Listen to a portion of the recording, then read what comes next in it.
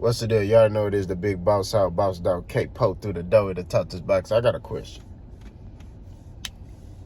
If Errol Spence is successful against Terrence Crawford, which I think he will be, by the way. Let me drop that in there. Derek James say that too, against ES News, because ES News asked him a question about, if he's successful. And Derek James say when he's successful. I like that. That's live. That shows the coach supports his fighter. Because you got a lot of coaches that don't believe in their fighters, but they still be coaching. It don't make sense. Should he retire? If Errol Spence beats Terrence Crawford, becomes undisputed 147 pounds, should he retire? I got a two-part answer to that question. If I'm Errol Spence, looking at it from Errol Spence's perspective, part of me be like, yeah, go ahead and retire. Like, you've been through a lot, just rest up. Maybe come back if a big fight is offered. You know what I mean? Like a major fight, like a mega fight. You know what I mean? But then there's the other part of me that's like, nah, I want to see him go to 54 and become undisputed again up there. You know what I mean? Like, so I'm kind of torn. But Errol Spence is an epitome of what, if you teaching somebody boxing and the DNA of a fighter, Errol Spence is that fighter. Terrence Crawford is too, but you show them those guys. And the reason why I say that is because Errol Spence, truthfully, due to the stuff he been through, the car accident, the eye injury and all that stuff, even after the first car accident, having the injuries that he had to overcome to get back in boxing. I think the doctor told him he won't be able to box again. I'm not sure. Y'all let me know.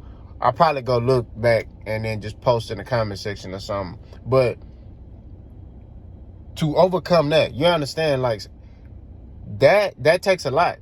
Because sometimes fighters doubt themselves. I remember, man, I was in a fight and sparring, and you doubt yourself sometimes. You're like, man, fuck, man.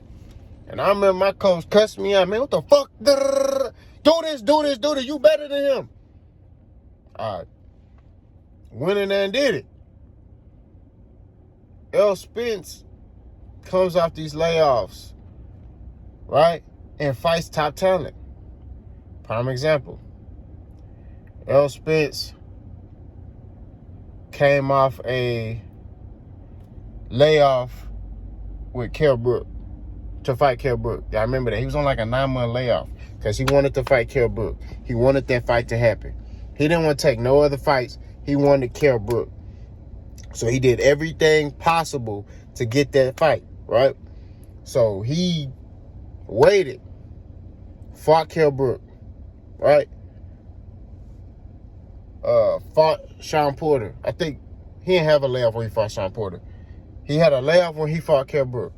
Then he had a layoff after the accident. After he beat Sean Porter, he was supposed to fight Pacquiao, but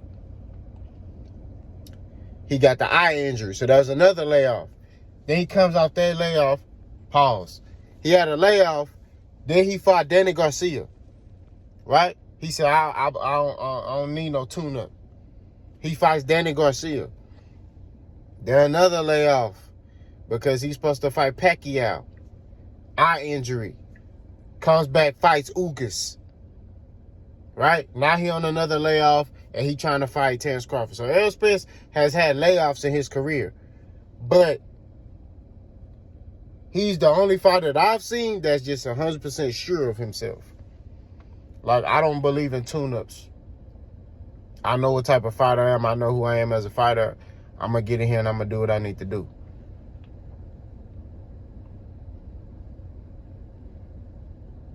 Like, you got to respect a fighter like that. Like, bias, all that to the side. Like, I don't even care if you're a bud buddy. Like, you got to respect that. You know what I mean? Terrence Crawford got that in him too, but the difference is Terrence Crawford will take a tune-up if he need to. You know what I mean? But I see that confidence in Terrence Crawford too. But Errol Spence is like, I ain't taking no tune-ups. I want to smoke. Like, you know, if I'm gonna train for a fight, I want to train for the best fights. You know, that's gonna make me train hard because I'm training to get in here with a killer. He's even said that on the interview. I think when he was interviewed by ES News. He said, "Look, I want the best fights. I don't believe in tune-ups because when you training to get in there basically with another top fighter, it makes you train harder because you don't want to lose. You don't want to get in there and get embarrassed." He didn't say it like that, but I'm summarizing it. You know what I'm saying? And, you know, so, but to answer the question, like, I'm torn on it, you know.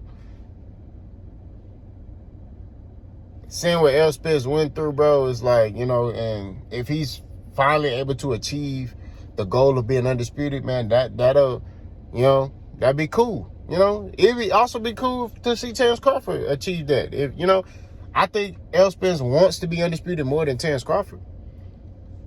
And I'm going to make another video, drop it, you know, talking about that. But it'll be cool to see Errol Spence become undisputed. You know what I mean? So it'll be like, okay, he finally did it. You know what I mean? Like, he did exactly what he said he was going to do. You know? Like, man, you good. You can retire or, you know, chill. But then the other side, like, let's go to 54, see if you can do it up there too. You know what I'm saying? So I'm torn on it, man. But y'all let me know what y'all think, Boss Gone.